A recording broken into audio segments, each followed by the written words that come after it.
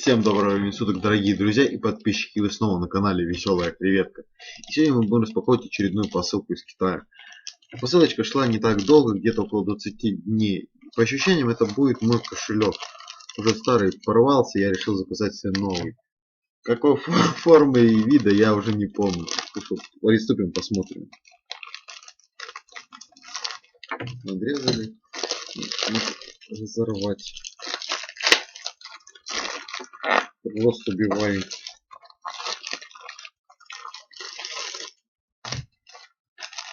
Вот. Что-то он большеватый, я ожидал, что он меньше будет. Это себе. Деть. Разорвем. Бумажка, пакетик. И пришел вот такой вот кошелечек. Ну, так по ощущениям очень приятный на ощупь.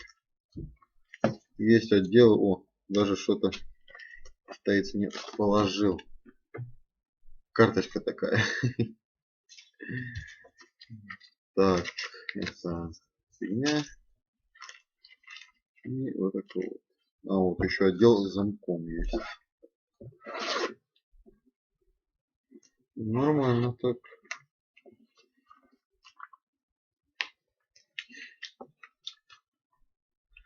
Ну, что я могу сказать? Кошелек очень хороший, удобный.